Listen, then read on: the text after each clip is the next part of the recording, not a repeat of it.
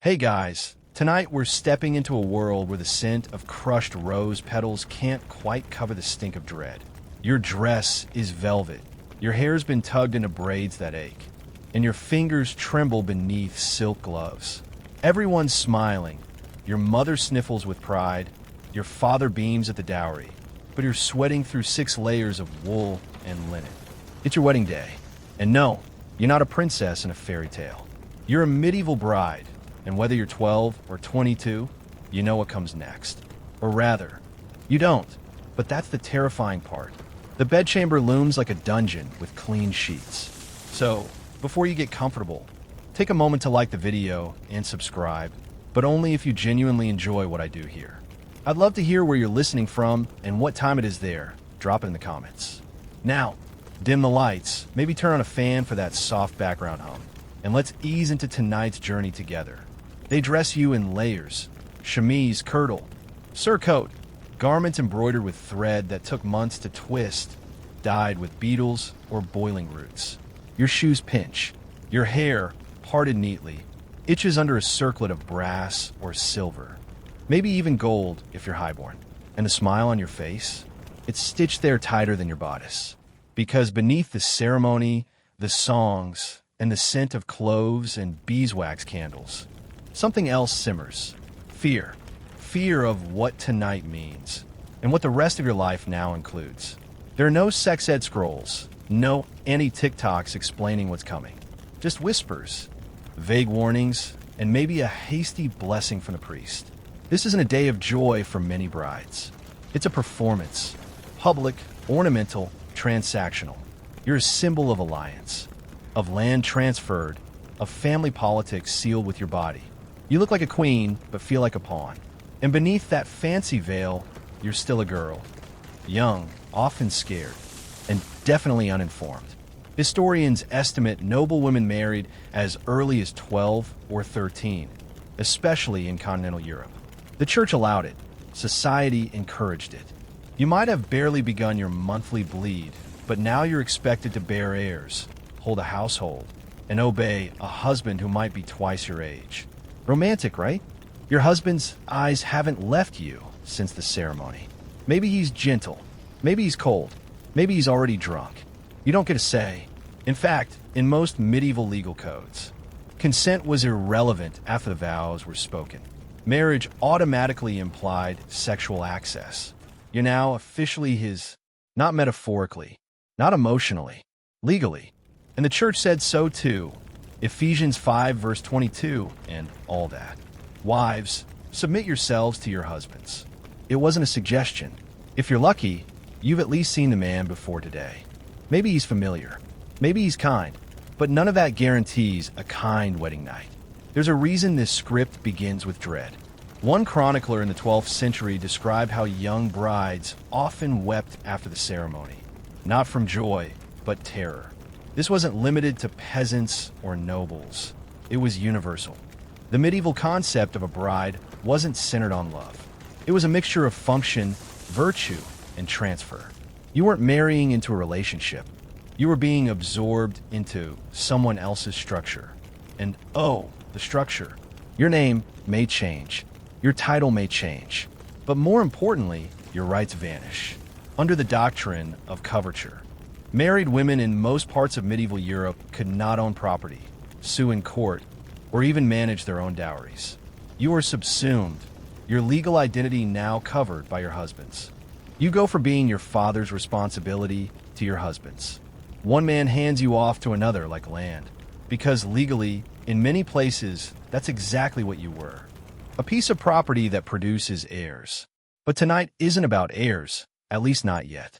Tonight is about consummation, a word you might not fully understand, but are still expected to endure. Some cultures made a performance of it, literally.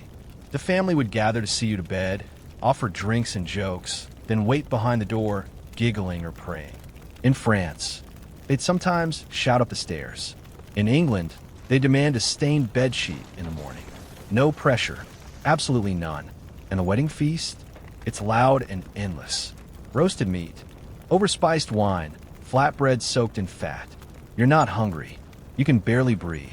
And people keep toasting, laughing, urging your husband to do his duty. The innuendo isn't subtle. One old French song describes it with all the delicacy of a war chant. This isn't about love, it's about performance. About proving the contract has been sealed not just with ink, but with flesh. There's a real historical case where the marriage wasn't legally recognized until they proved the couple had known each other in the biblical sense. The couple? 15 and 14. The evidence? Bedsheets described in court by witnesses. Yes, actual adults gathered to testify. The bedchamber is heavy with silence, save for the low crackle of the hearth fire and the whisper of woolen bedding. You lie there, stiff as the carved oak posts surrounding you, counting the flickers of flame on the stone wall. Somewhere outside, laughter still bubbles from the wedding feast, but in here, everything feels suspended, like a hell breath. You've crossed a threshold, not just of a room, but of life. And the door behind you may as well be a lock. In many parts of medieval Europe, marriage was the most significant transformation a woman could undergo, and not just socially or emotionally. It was legal, permanent, and deeply one-sided. Once you became a wife, you essentially ceased to exist in your own right. The term for it was coverture. Under this doctrine, your legal identity folded into your husband's like a letter sealed in another envelope. You couldn't own property, couldn't sign contracts, and you sure couldn't refuse him much of anything. You were locked in, not locked up, but it felt the same. And the strangest part? Society celebrated it. The wedding songs, the blessings, the ritualistic fanfare, it all glorified your disappearance into matrimony. The community cheered, not just for the union, but for the transfer of ownership.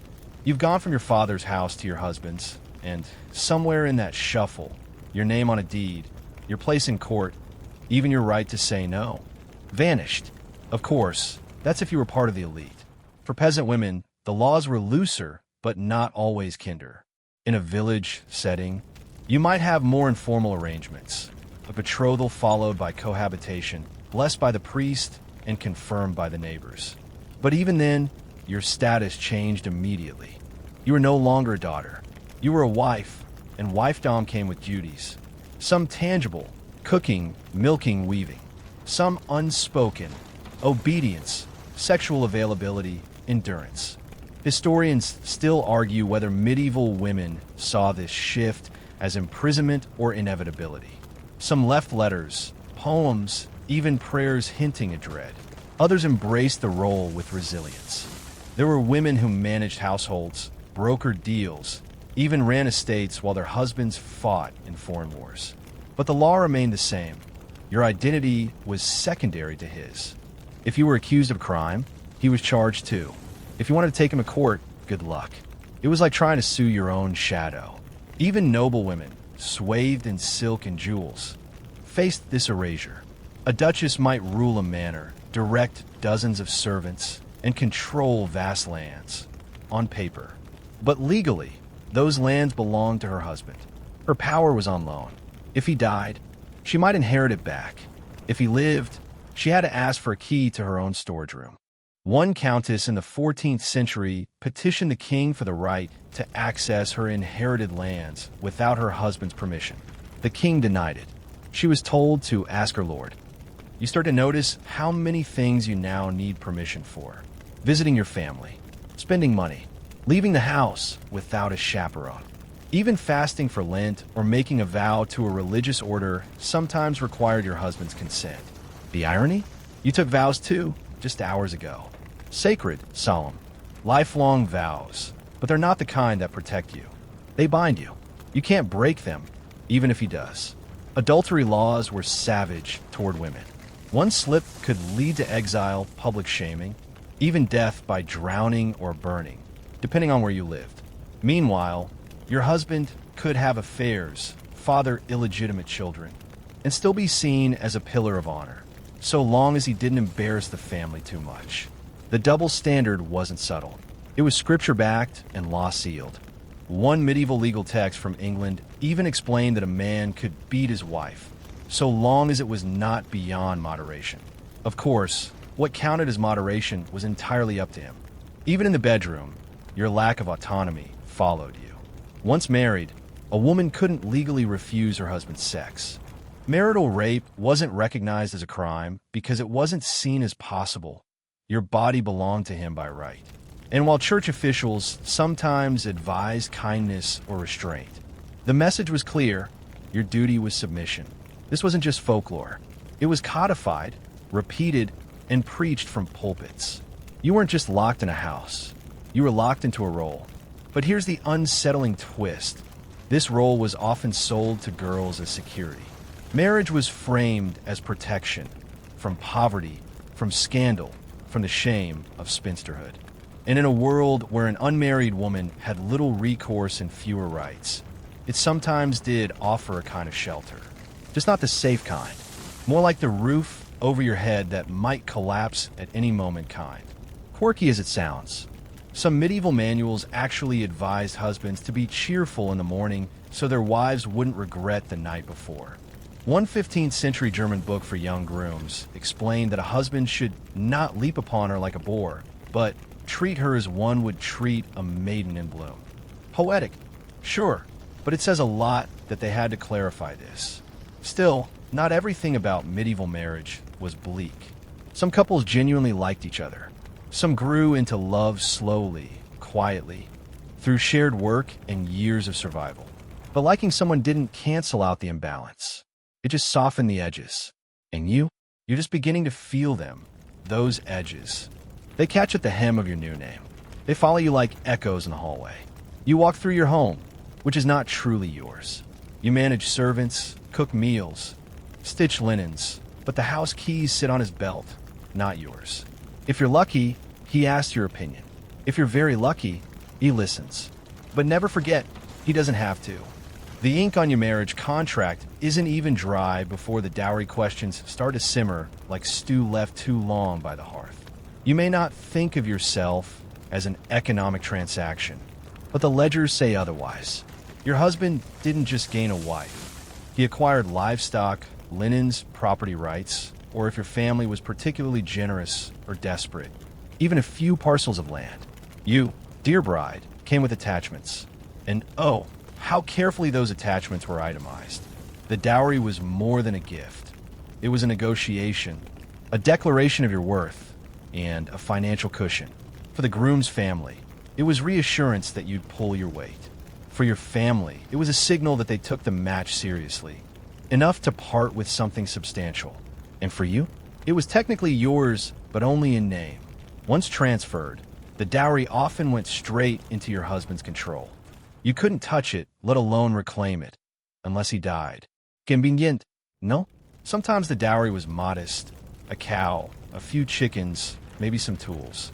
Other times it was elaborate: bolts of imported fabric, carved chests of silverware, entire vineyards. Historians still argue whether these transfers empowered women or just bolstered male estates. On paper, a fat dowry gave you leverage. In practice, it tied you tighter to your husband's house and made it harder to leave. If you ran, you forfeited everything.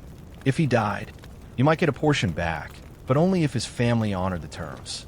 And let's be real, honoring promises to women wasn't exactly the Middle Ages' strong suit. You might imagine fathers bartering their daughters away like livestock. And yes, there were cases like that. But often, mothers were just as involved, sometimes even more so.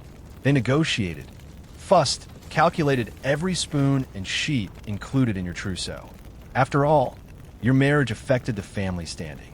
A generous dowry could mean better alliances, better access to court, better security in unstable times. And if you were one of multiple daughters, the math got even trickier. Divide too generously, and you bankrupt your house. Be stingy, and no one wants to marry your girls. There's a well-known letter from a 14th century merchant in Italy fretting over his daughter's dowry, debating whether to include another gold ring or simply offer a larger cash sum. He wasn't worried about her happiness, just the optics. Dowries weren't just family business, they were social currency. A girl with a large dowry had more options. A girl without one might end up in a convent, or worse, married to a man everyone else avoided. Oddly, this economic framing extended to the woman herself. Manuals from the time spoke about wives as investments, requiring maintenance, supervision, and ideally producing returns. Read children, labor, or status. In one Venetian guidebook, a good wife was compared to fertile soil, most useful when properly sown. I wish that were a joke. And don't think this was limited to the nobility. Even among peasants, dowries mattered. They just looked different. Instead of land, it might be a prize goat. Instead of silks, a homespun cloak. But the principle was the same. A bride brought something to the union. And that something was never just herself. In fact, just herself wasn't considered much at all. It got stranger. In some regions, families insured the dowry, literally. A formal clause would state that if the woman died childless, her dowry would revert to her birth family. If she bore children, it stayed with the husband's estate. This made for some truly awkward dynamics. Picture your in-laws anxiously tracking your fertility. Not because they love you, but because a new baby means they keep the vineyard. Sometimes the transaction got reversed. If the bride came from a powerful enough family, the groom would provide what was called a morning gift, a kind of thank you payment delivered the morning after the wedding night. Romantic? Not exactly. It was often agreed upon in advance, based on the bride's family standing, her fertility prospects, and whether the sheets came back bloodstained. Yes, that again. But back to you. Let's say your father was particularly proud or particularly paranoid. Your dowry is enormous. You enter your marriage with boxes of wool, casks of wine, a new plowshare, and the deed to a small orchard. Your new husband beams. His family claps your father on the back. But don't mistake that for security. If your husband dies, your position depends on several variables. Whether you have sons, whether the family respects you, and whether anyone decides to challenge your claim. Because while the dowry was technically a loan, enforcing its return was a nightmare. Widows often ended up in court, fighting for access to what was once theirs. One Englishwoman spent a decade trying to reclaim her dowry after her husband died, only to be denied by the local lord, who claimed she had no sons to justify the return. Her story isn't rare. It's just one of thousands that went unrecorded. And if you try to escape a bad marriage, forget the dowry. It became his, even if he was cruel. In many parts of Europe, women could only legally separate from their husbands under extreme circumstances: abandonment, impotence, or grievous abuse. Even then, the courts were reluctant. Your dowry stayed with him. The message was clear. Marriage was a one-way door, and your luggage wasn't refundable. Now, a curious little fact. In some towns, 3 women scrub your arms with vinegar-soaked cloths, murmuring old prayers between mouthfuls of gossip. The wooden tub steams, but it doesn't relax you. Its scald stings, irritates every scraped knee and calloused heel. Your wedding bath is less about cleanliness and more about ritual, an uncomfortable blend of superstition, performance, and soft panic. You're not sure whether to feel purified or punished. A girl might bathe once or twice a season, but tonight they scour you raw. The bridal bath isn't always required, but it's often insisted upon. Not because you're dirty, everyone is dirty, but because this is supposed to mark a transformation. You're no longer a maiden, you're about to become a wife. And this bath is the ceremonial threshold. Herbs float in the water. Lavender, rosemary, sometimes rue or mint if someone suspects evil spirits. It's half medicine, half magic, and definitely not spa-like. Your arms are red, your back tingles, and someone's just doused your scalp with egg yolks and ash to make your hair shine. The result? You smell like salad dressing. Your mother peeks in to check the temperature, but what she's really watching is your face. Are you trembling? Pale? She remembers her own bridal bath. Remembers crying? Probably, but she says nothing. She just adjusts the soap cloth, nods to the attendants, and leaves you to endure the last 5 minutes in peace. Or what passes for peace when your knees are going numb and you're surrounded by chattering women who keep looking at your chest like it holds the secret to your family's honor. In wealthier households, the bath is a spectacle. A shallow copper tub hauled into the main hall, surrounded by draperies for modesty, but not full privacy. Guests may pass by. Some even watch. After all, it's tradition. In poorer homes, it's a wooden barrel with a leaky bottom and water warmed over a communal fire. Either way, it's not relaxing. You're not in control, and you're certainly not soaking for pleasure. They tell you the herbs are for cleansing, but what they really mean is preparation. For what? You don't ask. You already know. They smear your limbs with rose oil to mask any natural scent. They braid your hair tightly, pinning it with bone combs or scraps of embroidered ribbon. Your skin is polished, your body examined. One woman even mentions fertility charms in a whisper, slipping a small cloth sachet under your pillow just in case. It smells of dried sage and fear. There's a bizarre tenderness to it all. They mean well. They want you to be ready. But the undercurrent is unmistakable. They're preparing you like a sacrifice. You, the bride, must be spotless, pliant, sweet-smelling. No one uses the word virgin, but everyone expects the same myth to hold. Bleeding is good. Bleeding proves you are untouched. If you don't bleed, if the sheets stay clean, whispers will rise like chimney smoke. Was she truly pure? Did her mother fail to guard her? Did the groom get tricked? Historians still argue whether these expectations were universal or regional, but there's enough evidence to suggest they haunted nearly every corner of medieval Europe. In some parts of Germany and France, women were required to undergo physical examinations by matrons to confirm their virginity, basically a ritualized invasion of privacy sanctioned by custom. In Spain and Italy, rumors of false virgins led to disturbing practices involving herbal tighteners or makeshift prosthetics. The logic was cruel. If your body didn't cooperate with their idea of purity, you were at fault. Of course, we now know the hymen is wildly misunderstood. It can break from horseback riding, dancing, or even simply not be present in any obvious way. But try explaining that to a midwife gripping a linen sheet like it's legal evidence. There's one recorded case of a bride who didn't bleed, and her husband publicly annulled the marriage the next morning. Her family protested. The midwives were called back. Eventually, a second inspection was done. The verdict? Insufficient signs of virtue. She was sent home in disgrace. You're not thinking about that story, not consciously, but your mind races anyway. Will you bleed? Will it hurt? Will your husband be kind, or proud, or disappointed? He hasn't said much since the wedding feast. He drank heavily, laughed at the toasts, and touched your wrist once lightly, like testing the weight of a new coin. You couldn't read his face. And now, wrapped in a linen robe that smells like elderflower, you're trying not to picture him untying the sash. Your attendants lead you from the bath to your sleeping chamber. They leave trails of perfume behind them, like breadcrumbs, as they go.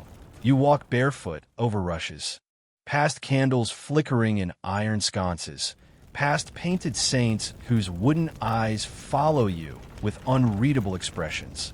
You step into the chamber that will now be yours and his. The bed is wide, draped in damask or patched wool, depending on your family's wealth. Either way, the symbolism is the same. You're supposed to climb into that bed a girl and rise from it a woman. No pressure. Sometimes there's a bowl of milk left at the foot of the bed for fertility. Sometimes a candle burns all night to ward off spirits or to light the way if the groom is clumsy. Occasionally, a dried sprig of yarrow is tucked beneath the mattress to ensure a fruitful womb. You begin to see that none of this is really about you. Not your hopes, not your fears. It's about the rituals, about what you represent. There's a particularly strange fringe belief, mostly found in Northern Europe, that if a bride's bath isn't hot enough, she won't conceive. So some families would bring in extra firewood, boil water 3 times, and shout instructions through the door, like the door shuts with a soft click that might as well be thunder. He stands there, not quite looking at you, not quite avoiding it either, and the silence thickens until it's hard to breathe. You try to steady yourself, gripping the edge of the bed, focusing on the smoothness of the linen beneath your fingertips. It doesn't help. Every heartbeat sounds like it's echoing off the stone walls. You're alone together now, and everyone outside assumes, expects what happens next. Consent is not part of the conversation. It doesn't need to be. Not in this world, Not in this time. Once the vows are spoken and the feast is over, your body is no longer considered your own. It belongs to your husband now. Fully. Permanently, legally. This is not intimacy. This is obligation. Whether he's gentle or brutal, silent or smug, doesn't change the basic fact. You have no right to refuse. That word, no, has no power here. It would sound strange in your mouth, even if you dare to try.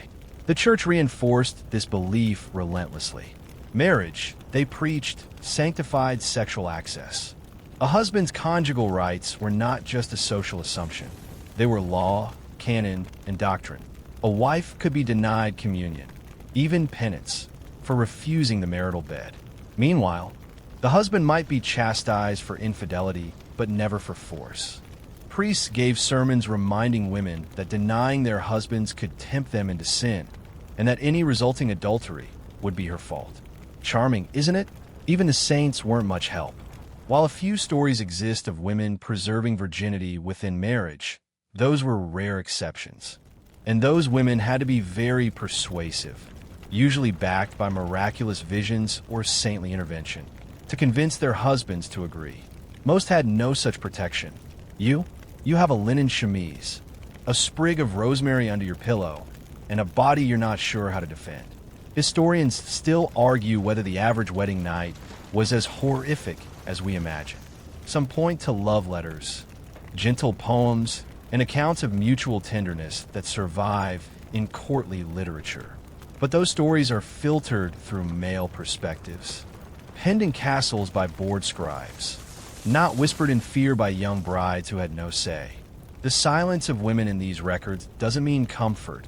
It often signals trauma too deep or too normalized. To name, the bed creaks as he sits beside you, hands rough with work or war or wine. Maybe he speaks. Maybe he jokes, fumbles, tries to soften the moment. Or maybe he doesn't. Maybe he's silent, efficient, determined to get it over with. There are stories of grooms so drunk they collapse before finishing the job, of others too eager, too violent, of brides bitten, bruised, or left bleeding. And no one calls it abuse. They call it becoming a woman. You lie still. That's what your aunt told you to do. Lie still and think of the saints. It was supposed to be advice, but it feels more like a surrender. The bed is wide, but it doesn't feel like there's room for both of you. Your thoughts shrink down to a single thread. Get through this. You focus on the texture of the blanket, the way the candlelight flickers against the carved headboard, the faint smell of his breath, wine, onion, smoke. Every detail is suddenly too vivid. You leave your body in your mind, floating just above it. Try not to flinch, try not to cry. Some nights go quickly, others stretch for hours. It depends on him, always him. If he's young and nervous, it might end with an awkward apology and a promise to try again later. If he's older, crueler, it may leave you limping for days. And you have no recourse. You can't complain to your mother, who likely endured the same. You can't tell the priest. He just asked if you obeyed. You certainly can't tell the village women. They'll only ask about the sheet. Ah, yes, the infamous sheet. In many households, especially among the nobility, someone, often your husband's female relatives, waits just outside the room, listening, waiting. Sometimes they enter afterward, like vultures, to inspect the bed linens for blood. A visible stain is good. A stain proves everything happened as expected. No están? Whispers begin. Accusations. Inquiries. Maybe even annulment. In one particularly haunting account from 15th century France, a bride was paraded before the town elders the morning after her wedding, accused of deception because there was no proof of her virginity. She stood there in her nightgown, humiliated, until a midwife examined her publicly. The verdict? Insufficient modesty. Whatever that meant. She was sent to a convent within the week. There's no tenderness in this ritual. No room for anxiety or hesitation. Everything is scripted, demanded, and performed. You are expected to play your part, even if it hurts, even if it scars. Your body is a ledger now, and tonight is the first entry. Some women find ways to cope. They fake the signs, One particularly clever bride in Bohemia used chicken blood to stain the sheets. Another bribed her maid to slip out and dribble wine on the fabric. They were desperate, yes, but resourceful. Because failure didn't just risk reputation. It risked livelihood, inheritance, even safety. And still, in the quiet corners of the historical record, there are rare moments of kindness. One diary from a noblewoman in Florence describes her husband weeping after their wedding night. Not from frustration, but from guilt. She was so young, he wrote. I cannot do it. I kissed her hands and told her to sleep. That man died a few years later in a hunting accident. His widow, the morning comes far too soon. Gray light filters through the wooden shutters, casting pale bands across the stone floor. You don't move at first. Your body aches in unfamiliar ways, and your mind is a fog of half-formed thoughts you'd rather not fully face. You hear voices outside your chamber, women's voices. Busy, brisk, purposeful. They're not just here to tidy up or serve breakfast. They're here for confirmation. Someone knocks, politely, then insistently. You manage a soft yes, and the door opens. Your husband is gone, maybe to the chapel, maybe downstairs bragging over ale. Instead, it's your mother-in-law who enters, followed by two maids and a younger cousin who seems too eager by half. They move like a well-oiled machine. One heads to the hearth to stir the coals. Another begins folding discarded garments. And your mother-in-law? She heads straight for the bed. You sit up, instinctively clutching the blanket to your chest.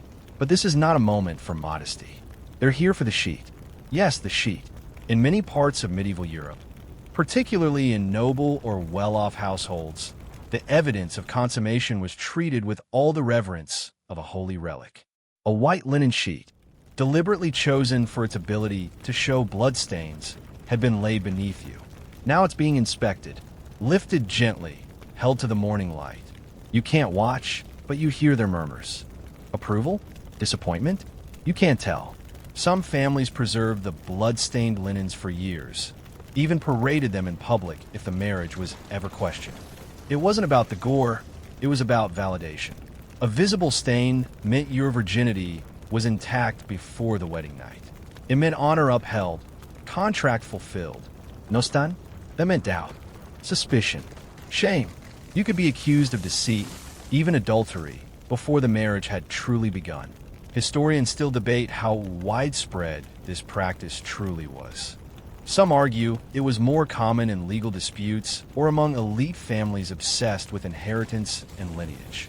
Others believe it was a fairly normalized expectation, particularly in areas with strong church influence. Either way, enough cases survive in court records and letters to prove it wasn't just a myth. And for you, lying there under scrutiny, it might as well be law.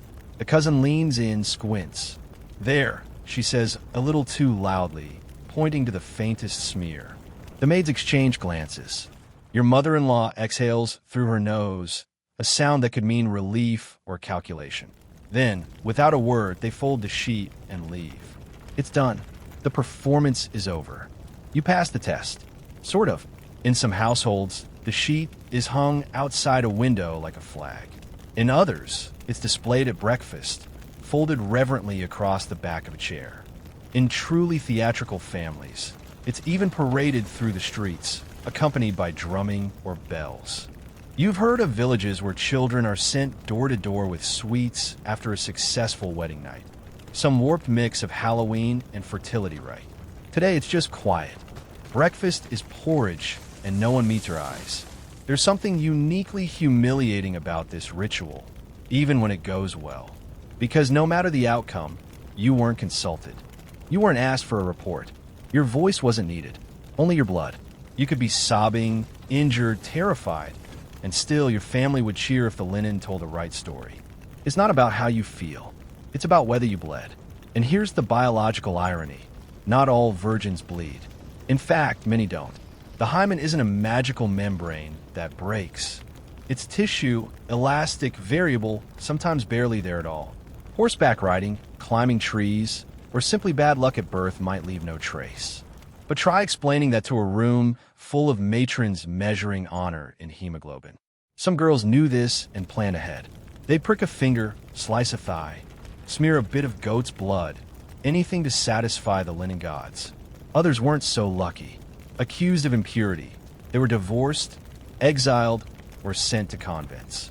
One poor girl in Aragon was beaten by her own father when the sheet came back unstained. She insisted she was innocent. The midwife said otherwise. Her fate?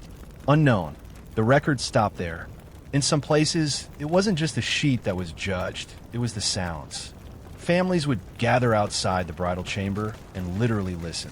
For groans, for gasps, for the telltale rhythms of marital duty. It wasn't just creepy, it was customary. They called it witnessing the union, and while it rarely involved direct observation, the psychological invasion was complete. You imagine that now. Your in-laws pressing ears to wood, holding in laughter.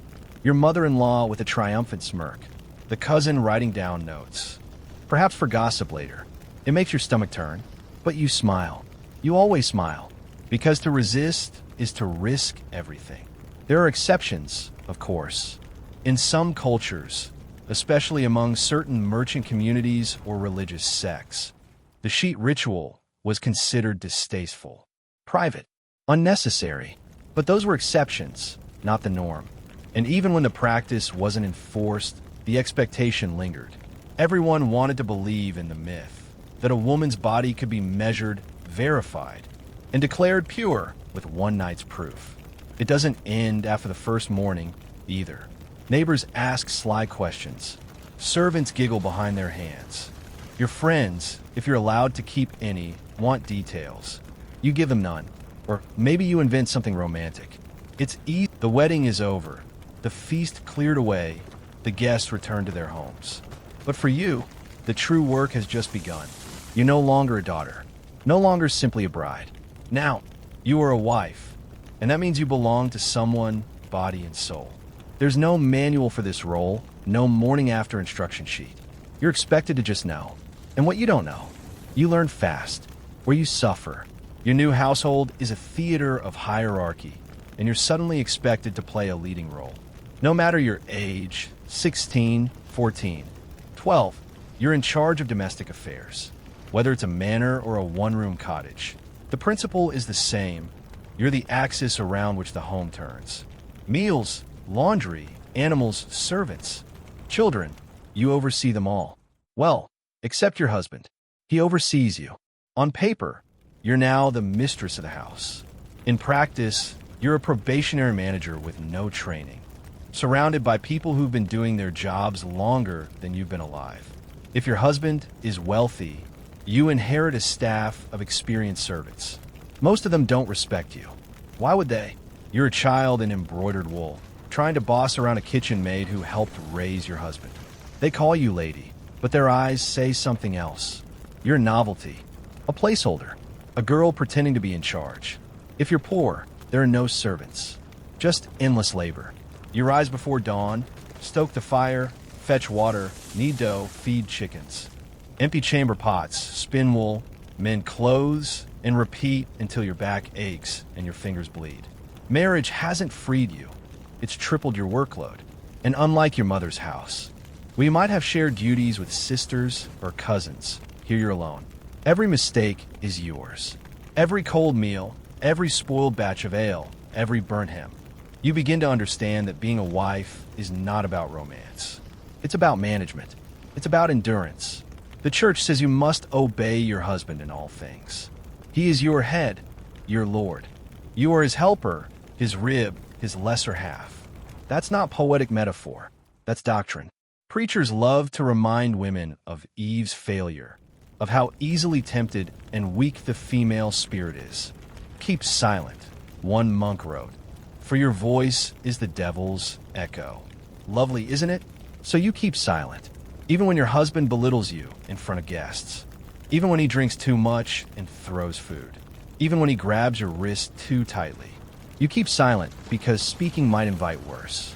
Historians still argue whether medieval marriage was universally oppressive or whether there were pockets of tenderness and partnership. And to be fair, some couples did find affection, especially if the marriage was between equals in age and temperament. There are love letters that survive the centuries, carefully inked and folded, from husbands who missed their wives and wives who wrote playful poems in return. But these stories were exceptional, preserved because they were rare. Most couples didn't write. They worked and bore and endured. There's a fringe account from a 13th century English manor that tells of a wife who ran the estate while her husband was away at war. She handled contracts, collected rents, even negotiated a truce between two feuding tenants. When he returned, he praised her in writing, called her sharper than a steward. The document survives because it's so unusual. A man complimenting a woman's authority? Practically revolutionary. But don't get your hopes up.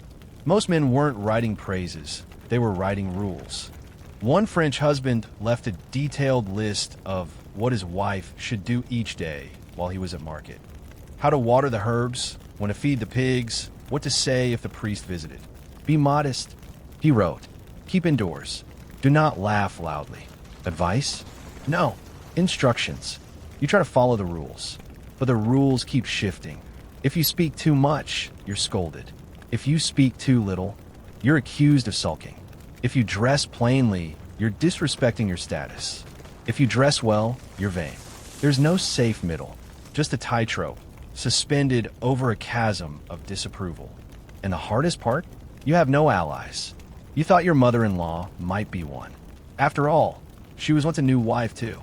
But she sees you as competition, or worse, as a reminder of her own aging. She critiques everything. Your stitching, your posture, the way you pour wine. We didn't do it that way in my day, she says at least twice an hour. You try to smile. You try not to cry. You're lonely. Not the soft, dreamy loneliness of a girl reading poems by firelight. The sharp, stomach-nodding kind that comes from being constantly watched, constantly judged, and never really known. You miss your sisters. You miss the way your father used to ruffle your hair. You even miss the family dog. You miss belonging. Now, you belong only to this house. And to your husband. He's not cruel. At least, you wake in the middle of the night to the weight of him beside you. Again, there's no conversation. No whisper of affection. Just expectation. This is your life now. The quiet, relentless return of his body to yours. You lie still and let it happen, because refusing isn't a real option. And even if it were, what would you say? Not tonight. Not ever. The words would only hang there, powerless, mocked by a world that insists you're his. Marriage made it legal. The church made it holy. And everyone around you makes sure you never forget it. In medieval Europe, the concept of marital rape simply did not exist. A husband could not violate what he owned. The very idea would have sounded absurd to lawmakers, theologians, and even most wives. The marriage vows you took, whether you understood them or not, were treated as permanent consent. Once, forever. No need to ask again. And certainly no need to care if the answer changed. Church teachings were clear on the subject. A wife was expected to be available at all times. Canon law called it the marital debt, a charming term that made intimacy sound like a bank transaction. He owed you protection. You owed him your body. Failure to repay this debt could be grounds for punishment or annulment. Priests preached it from the pulpit. Confessors asked about it. And husbands? They invoked it as a right, not a request. A right. Some theologians advised moderation. They warned husbands not to treat their wives like harlots, to remember the sanctity of the act. But even these gentler teachings framed it as a duty, not a choice. The idea that you might not want to be touched, that your body wasn't just a vessel for his pleasure or progeny, that wasn't part of the equation. Your desires, if they existed, were irrelevant. Historians still argue whether this dynamic was enforced equally across classes. Some say peasant women had more informal power, strong personalities, practical partnerships born of necessity. Others argue that lower status only amplified vulnerability. A wealthy woman might have property or a family name to protect her. A poor one had nothing. No liberty, no escape, just a husband and the debt she owed him. You begin to dread nightfall. Not because he's cruel, not always, but because it never feels like your decision. You could be ill, exhausted, bleeding. It doesn't matter. His needs come first. They always have. Sometimes he whispers that it's your wifely duty. Sometimes he quotes scripture.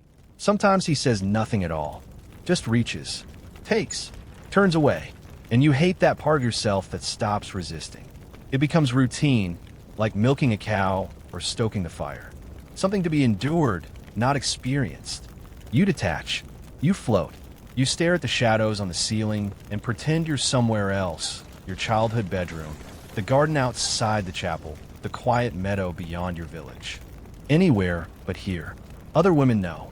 You can see it in their faces, in the tight smiles and the brief glances exchanged at the market. No one says it outright. No one needs to. You trade stories without words. The bruises hidden under sleeves, the long silences, the flinches. And still, you all nod politely when someone calls marriage a blessing.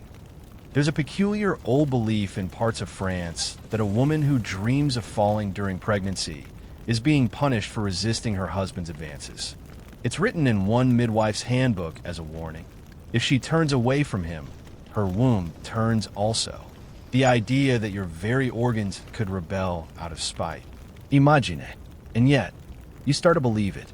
Not the superstition exactly, but the broader truth. Your body is not your own. It never was. From the moment you were betrothed, maybe even before, you became a shared investment. A vessel, a symbol.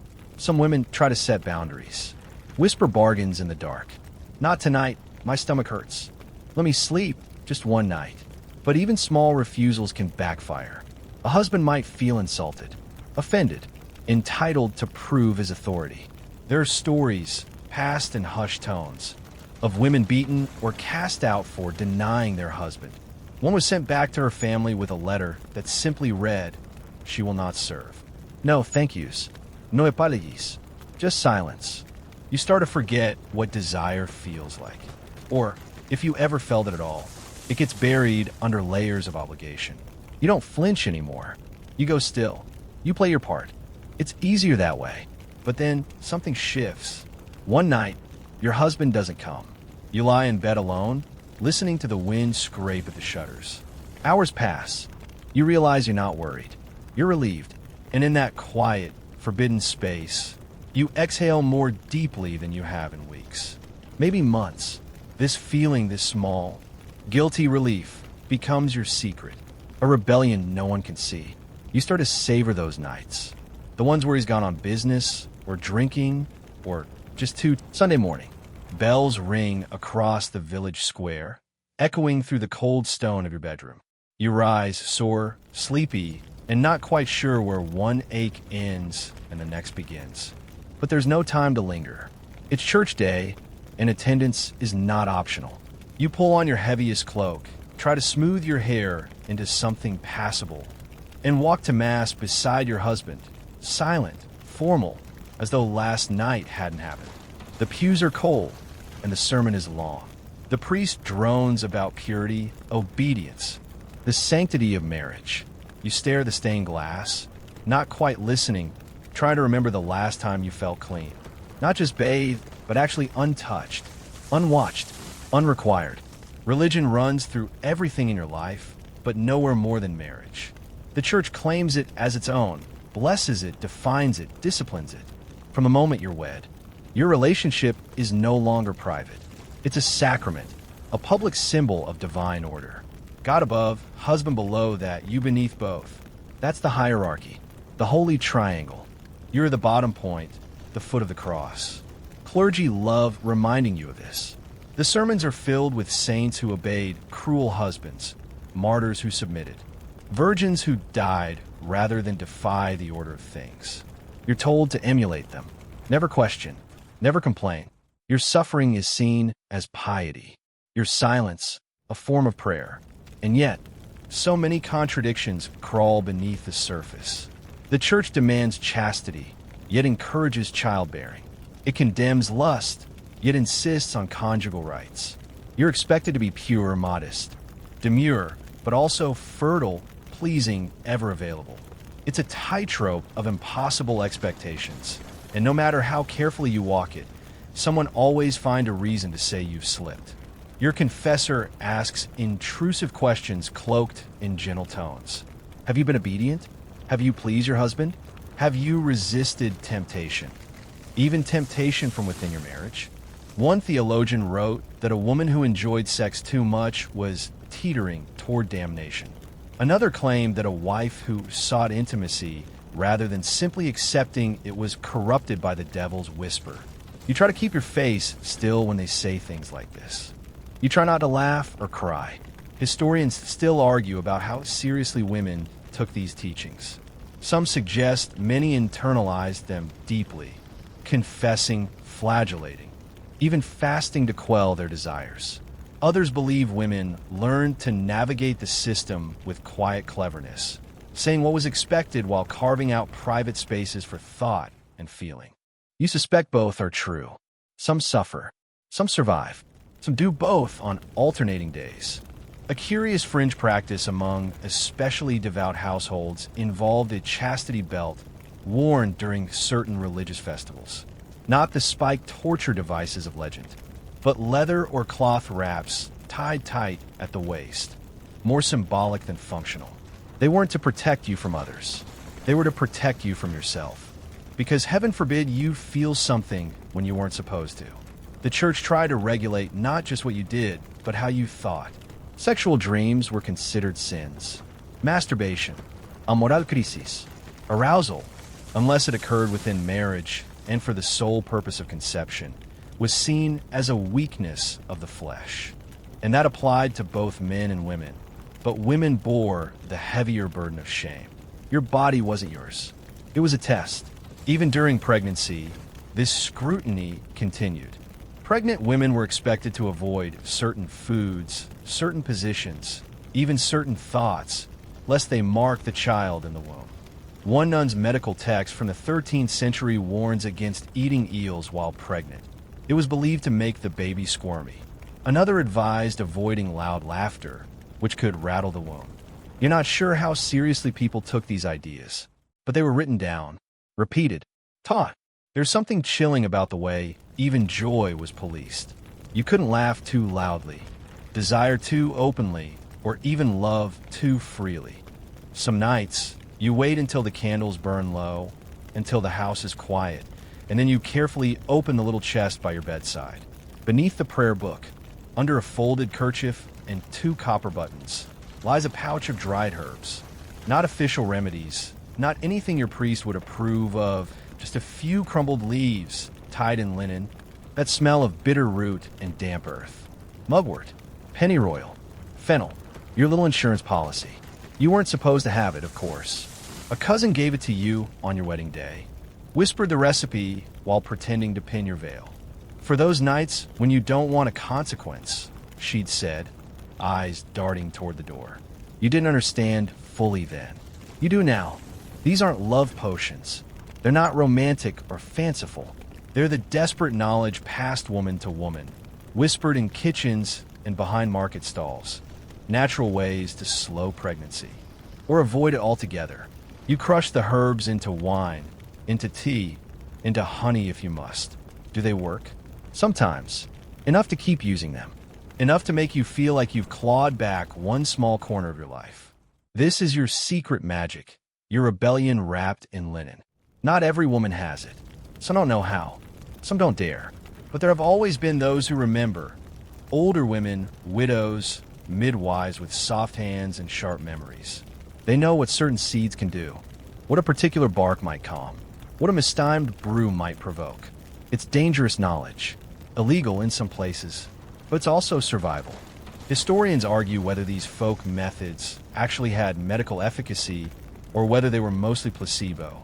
But their presence in records, parish complaints, court cases, even recipe books, suggest they were widely used. One English text from the 14th century includes a moonwort tincture to delay the womb's quickening. A scribbled note beside it reads simply, "She took it, and her belly stayed flat." A miracle or a method? You're not looking for miracles. You just want time. Time to breathe, to rest. To figure out what this marriage might become before it multiplies into another body, another mouth to feed, another layer of duty. Because once you're pregnant, everything changes. Still, there's risk. If your husband finds the herbs, he might call you unnatural, unholy, a failed wife. In some towns, that's grounds for annulment. In others, worse. There are records of women accused of poisoning the womb, dragged before bishops, forced to name their suppliers. One woman in Bruges, caught with pennyroyal, was fined a year's wages and banned from the market for offending God's design. You wonder if she ever dared again. So you hide your knowledge carefully. You speak of cooling teas and settling drinks, and everyone pretends not to understand. The maids wink. The old laundress nods once. No one says the words, but they know. You're not alone. Sometimes, on rare nights when your husband doesn't demand you, you dare to sip the wine slowly, savoring the bitterness. You imagine your womb curling up like a sleeping cat, undisturbed. It's a small comfort, fleeting, but it's yours. And yet, even with the herbs, the fears linger. Because sometimes they fail, and sometimes desire creeps in anyway. Not for him, but for someone else. A thought, a glance, a breath of what might have been. It's dangerous how easily the mind can wander. There's a boy at the market, too young, really barely more than a boy. He helps with the grain sacks, always smiling, always watching. Once, he handed you a coin you hadn't dropped. Another time, a figure. Nothing scandalous, nothing real, but enough to stir something. A flicker, a memory of who you were before duty made you mute. You tuck that feeling away like another herb. Not to use, just to know it exists. Some women act on those feelings. Carefully, recklessly. There are songs, rumors, old stories about liaisons behind granaries, stolen kisses in the bakehouse. And there are consequences. Illegitimate children, angry husbands, inquisition trials. But for every woman who was caught, there are likely 10 who weren't, who lived double lives, who loved quietly, who made room in their world for joy, even if it was brief. One curious detail from court records: women accused of adultery often denied the charge using medical excuses. "It cannot be mine. I took a drying potion," one wrote in her defense. The judge didn't believe her, but the phrasing stuck. A drying potion. A woman using knowledge to control her fate. Even when punished, she dared. And it's not just about pregnancy. The same women who shared herbs also shared advice. About pleasure, about control, about how to make it less awful. You learn that a certain oil dulls pain, that a warm cloth helps afterward, that breathing deeply can distract your mind. These things aren't taught in sermons. They're passed through sisterhood. You begin to see this web around you, woven by women, invisible to men. A whisper network of care and resistance. In the middle of oppression, something soft, defiant, and enduring. Your husband, of course, knows none of this. He assumes your silence is obedience. He doesn't wonder why. It begins with nausea. Faint at first, barely there. You blame the salted pork, the strange wine, the summer heat. But then it comes again, and again. You wait queasy. Your appetite fades. The scent of onions makes you gag. You know what this means. Your womb, so carefully guarded, has betrayed you. The herbs didn't work this time. You are pregnant. No one needs to tell you. You feel it deep inside, a shift, a tightening. It's not just your body that changes. The whole world tilts. Suddenly, every step you take is cautious. Every sip you drink, every motion, every word, weighted with new significance. You don't share the news immediately. Not out of joy, out of fear. Because now, nothing belongs to you. Not even a life growing inside. Pregnancy in the Middle Ages is not a celebration. It's a gamble. A dangerous, uncertain state of being. The church calls it holy. The midwives call it risky. The neighbors call it their business. You become a vessel, watched, judged, advised by everyone. Drink this, not that. Eat barley. Avoid apples. Don't bathe too hot. Sleep on your left. Don't look at deformed animals. Don't touch iron. Everyone is an expert. No one asks how you feel.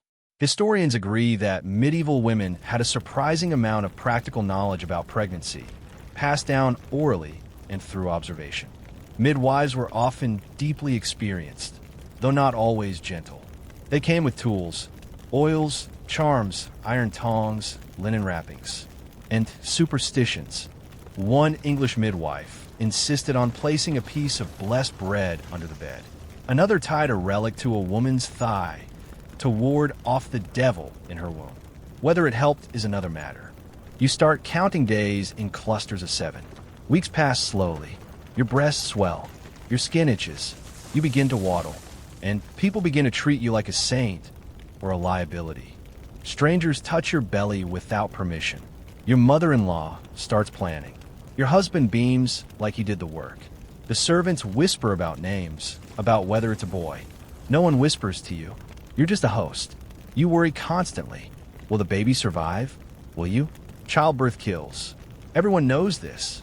It's not spoken in polite company, but it's in every glance, every gesture.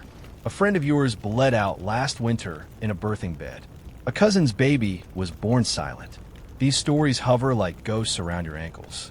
There are no prenatal checkups, no ultrasounds, no painkillers. You track your health by instinct, by urine color, by how hard your belly kicks. You pray the baby moves often. You fear the day it stops. And yet, there's a strange calm in the monotony of waiting.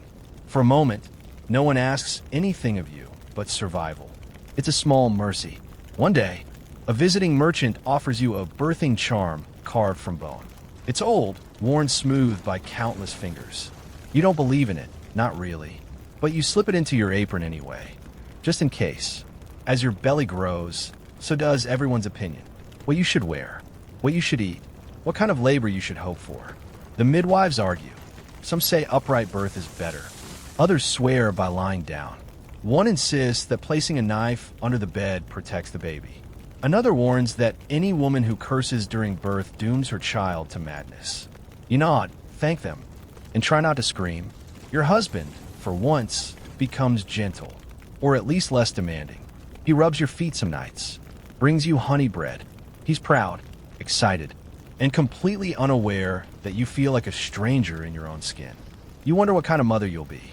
One curious fringe belief holds that if you laugh during birth, your child will be lucky. You wonder who managed to laugh through it. Most births you've seen end with exhaustion, blood, or silence. The idea of laughing seems absurd, but maybe there's power in the attempt. The baby kicks hard one night, so hard you gasp. You place your hand there, amazed by the strength, the presence. It feels real now, not abstract, a heartbeat within your own. You whisper to it when no one's around. I hope you're safe. I hope you're kind. I hope we both make it. You don't know if it hears. You don't know if it matters. You prepare the birthing room slowly. Weichliniens. Boil water. Set aside clean clothes. The cradle is carved from oak, simple but strong. You embroidered the pillow with blue thread. Not because you want a boy, though your husband does, but because it was the only color left. You whisper a different name each night. One for a girl, one for a boy, one for yourself. If you don't survive, because that's the truth no one says out loud. Every birth is a threshold, and not every woman returns from it. You pray, not for joy, for survival, not for a perfect child, just for breath. The first pain comes like a tightening across your lower back, sharp and sudden. You're in the middle of kneading dough when it hits, and your hands freeze mid-press. For a moment, you convince yourself it's just a cramp, maybe indigestion, or the baby kicking low. But then it comes again, stronger this time, deeper, a wave rolling through you. The wooden bowl clatters to the ground. Someone hears it, rushes in, and before you can even form the words, the call has gone out. She's in labor. The house transforms instantly. Curtains drawn, water boiling, bed linens changed. Someone fetches the midwife. The good one, you hope. Not the woman with trembling hands who smells of sour ale. You are ushered into the birth room, a space prepared weeks ago with soft rushes on the floor and saints tacked to the walls. The cradle sits expectantly in the corner, a fresh sprig of lavender tied to the handle. You eye it warily, not sure whether to hope or dread. Labor is not private. The midwife arrives with 2 assistants. Your mother-in-law pushes in, uninvited. A neighbor appears too, clutching rosary beads and talking too loudly. You're surrounded by women, their voices hushed and brisk. They lift your chemise, wash your legs, rub your back with oil. You are propped up on cushions, legs apart, sweat already beading across your lip. Your husband is nowhere to be seen. He won't be allowed in. Birthing is women's work. Messy, sacred, dangerous. And it is dangerous. Everyone knows this. No one says it. You grip the sheets and breathe as the contractions build. Longer, stronger, closer. The pain is staggering, unlike anything you've ever known. It isn't just pain, it's pressure, fear, disorientation. You forget your own name for a while. Your mind shatters into fragments, each one consumed by the next wave. A priest arrives briefly to bless the room, then slips out before the screaming begins. The midwife checks your progress with uncomfortably cold hands, announces numbers you barely hear. 5 fingers, she says. 7 now. They don't tell you how long it will last. Hours? Days? One birth you witnessed as a child lasted through 2 sunrises. The baby arrived healthy. The mother did not. You try not to think of her now. The women try to soothe you. They murmur prayers. They dab your forehead with vinegar. They tell you stories of their own labors, as if shared suffering is comfort. Maybe it is. You're not sure. You feel like you're splitting apart, like you're drowning, like you're disappearing into something ancient and cruel. At some point, someone slips a small cross into your palm. You squeeze it until your knuckles turn white. A curious old belief says that if you scream your baby's name during labor, it will come more quickly. You don't believe it, but you scream anyway. Just a name, a noise, a plea. It doesn't work. Nothing works. The pain is a universe. The room fades. The women blur. You are alone inside yourself, battling something both miraculous and monstrous. Then suddenly they shout. The head, someone cries. Push now. You do. Once. Twice. A third time, with everything left in your body. And then, like a slap from the heavens, it's over. The baby slides out with a rush of warmth and noise. For a moment, all you hear is the midwife's voice, steady and quick.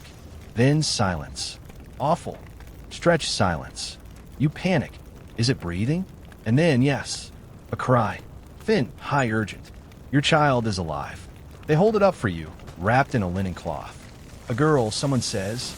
You blink. Dazed. A girl. You feel nothing at first. Just relief that it's over. That you're still here.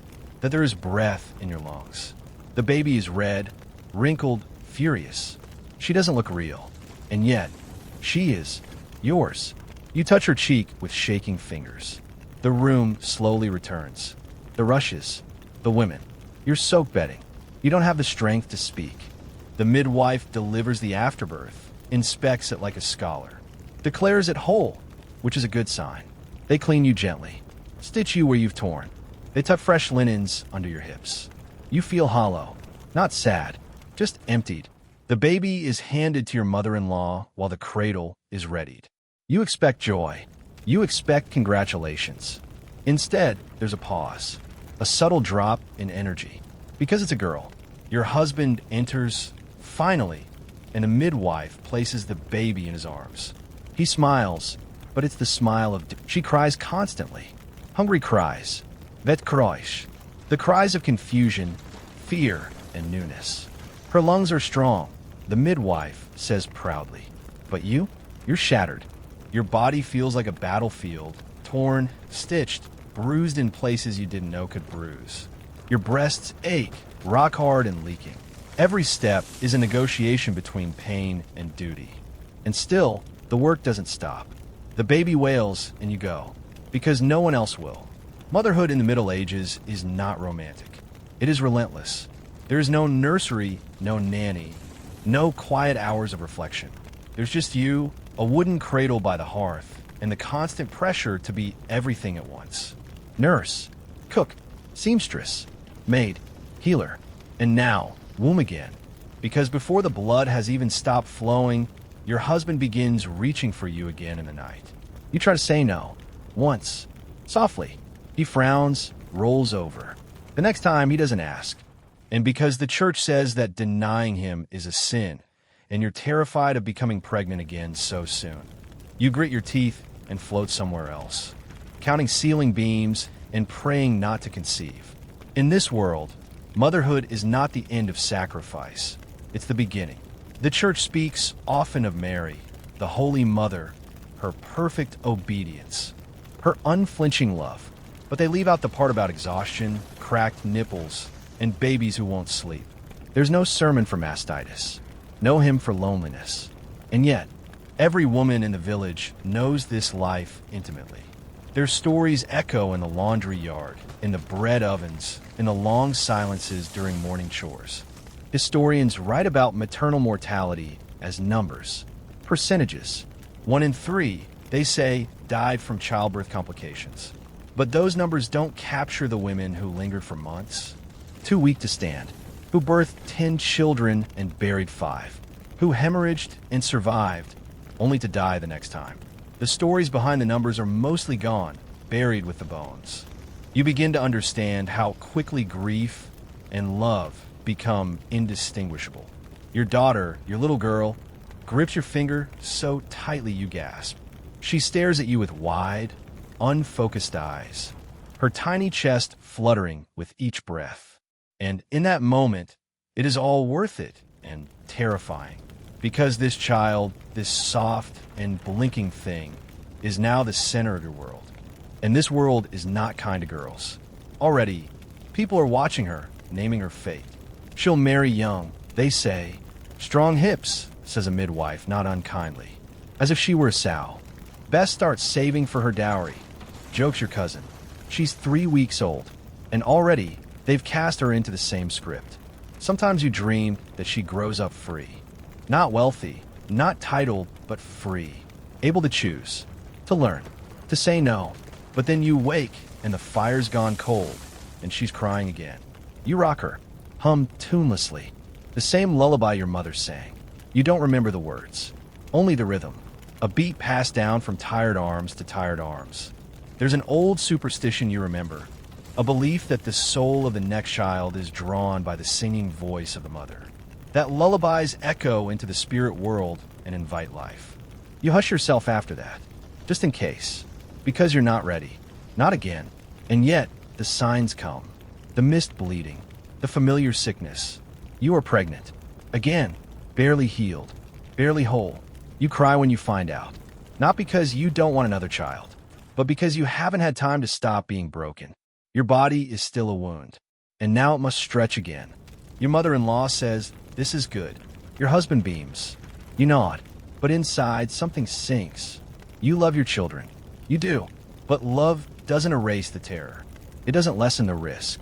One fringe folk belief warns against back-to-back births. A dry womb grows brittle, they say, that a woman needs 3 seasons to recover. But your seasons blur together, and rest is a luxury no one offers. You try the herbs again, but it's too late. You try prayer, but you no longer believe prayer is meant for you. You labor again, and this time it's worse. You survive, barely, but you don't feel triumphant. You feel quiet, like something inside you stayed behind. The new baby is a boy. The village rejoices. Your husband beams. You smile because it's expected. But as the room clears and the candles gutter low, you look at the two of them, your newborn son and your still tiny daughter, and wonder if they will remember you as more than tired hands and muffled sobs. Will your daughter ever know the woman you were before motherhood devoured you? Will your son grow to treat women as people? You don't know, but in the silence, you press your palm gently against their tiny backs, feel the rise and fall of breath. You're still here, and maybe, for now, that is enough. The years blend together like worn pages in a book too often reread.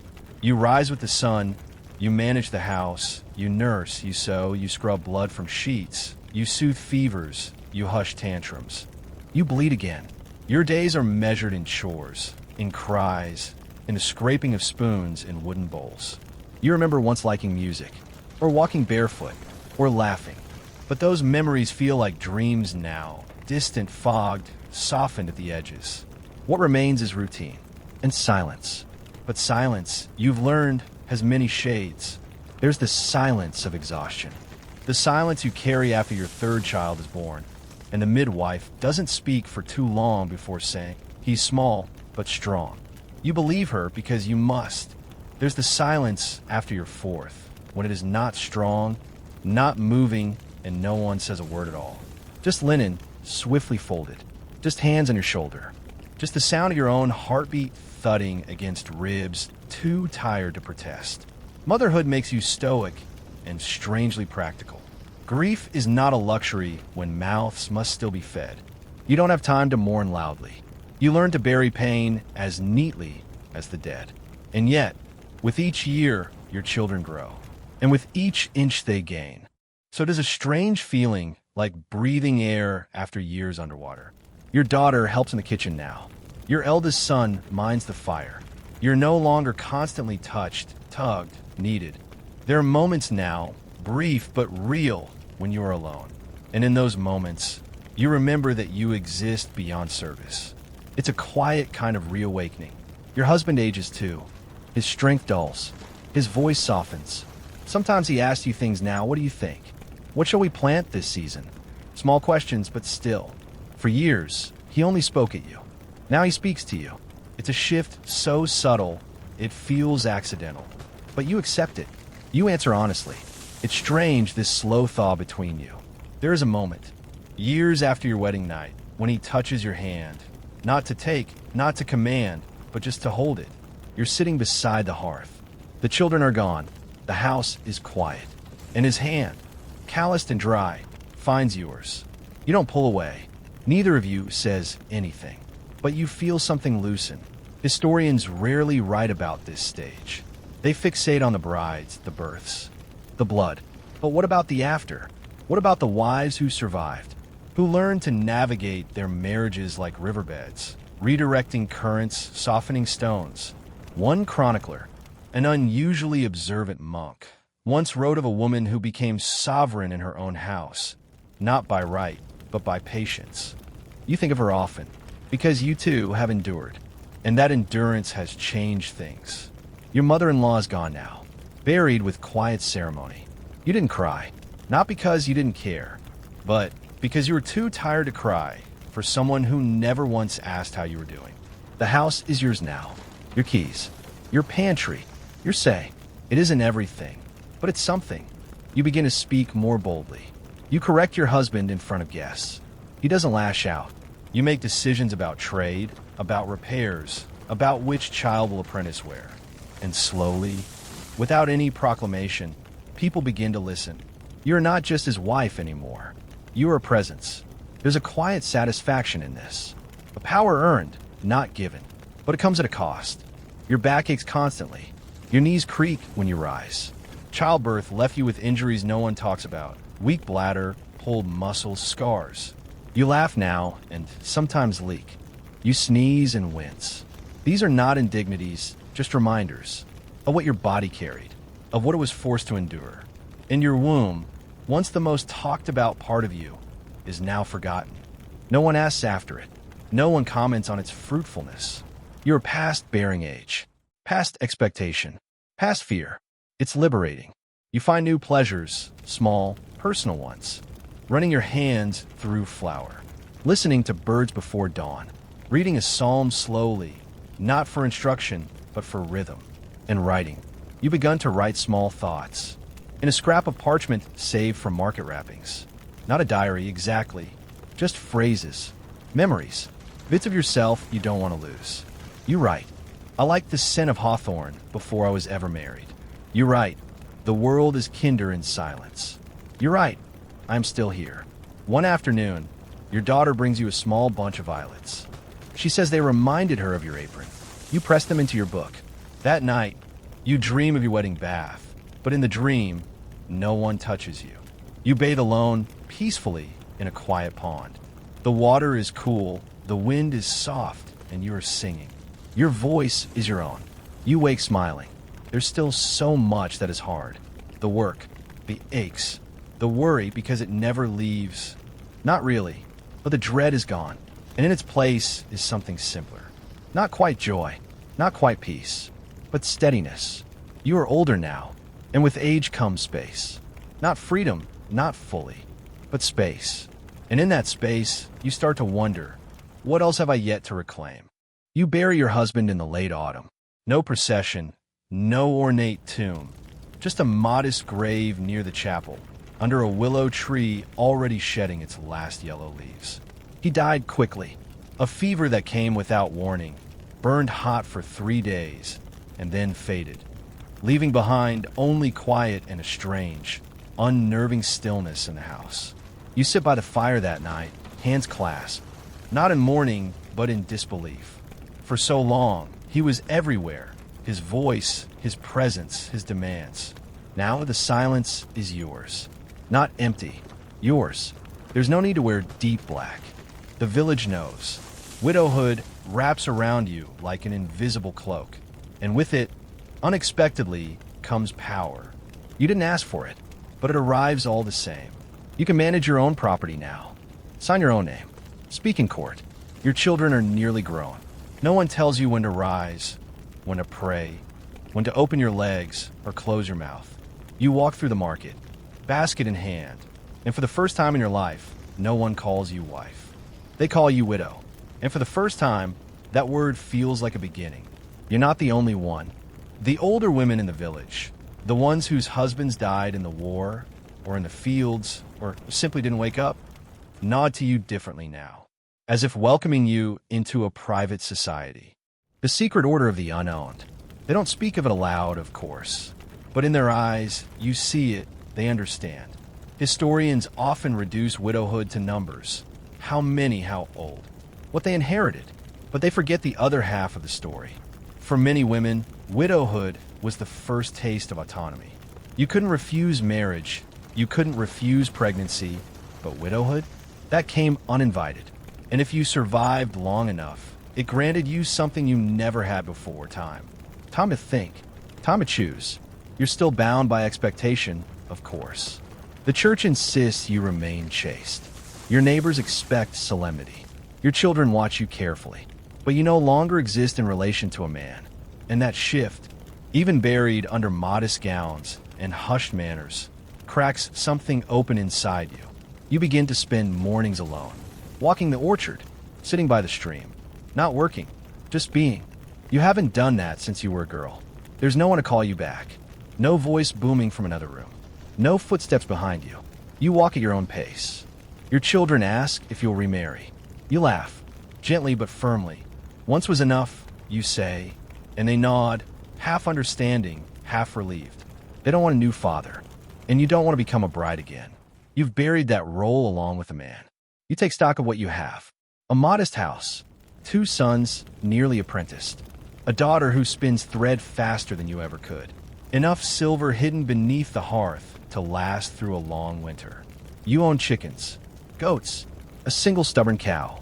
It's not a fortune, but it's yours. And slowly, carefully, you begin to do things for yourself. You mend a dress not because it must be mended, but because you like the feel of the needle. You sing softly while kneading bread, not to soothe a child or please a man, but because the tune has returned to you after years of silence. You visit the apothecary and ask about herbs, not for fertility, not for drying the womb, but for sleep. Real sleep. You sleep deeply for the first time in years. Sometimes you dream of water, of floating, of washing your hair in a clear, cold stream and feeling clean, truly clean, not just perfumed or scrubbed for presentation. You wake with your fingers curled, as if still holding water. The village begins to change, too. New brides arrive, young and wide-eyed, trailing lace and anxiety. You watch them and feel a tug, not of jealousy, but of knowing. They nod to you with deference. You smile, gently, not unkindly. They remind you of who you were, and they remind you that you are not that woman anymore. One of them comes to you, quietly, after her first month. Eyes red, voice shaking. "Is this what it's always like?" she asks. And you take her hands in yours, gently, and say no. It gets easier. You get stronger. And someday, you'll have space again. You become a keeper of secrets, of recipes, of stories. Women come to you with questions the priest won't answer. You tell them about herbs, about healing, about how to fold a sheet to hide a stain. about when to speak and when to smile and when to scream into a cloth because there's nowhere else to put the sound. You begin to write more too. Your little parchment book grows thicker with thoughts. You write, "My body has become mine again. Widow does not mean empty. I will not be quiet for the sake of comfort." Your daughter reads over your shoulder one evening. "Did you write all that?" she asks. You nod. "Will you teach me how?" And you do, because if nothing else, you want her to enter her womanhood armed, with knowledge, with words, with the truth of what women carry and what they can reclaim. You'll never escape what's been done to you. You'll never forget the fear, the pain, the silence. But you survived. You outlived expectation. You turned dread into defiance. One fringe tradition, mostly forgotten now, held that widows could become wise women, a blend of healer, midwife, and witch. They weren't trusted, but they were respected and feared.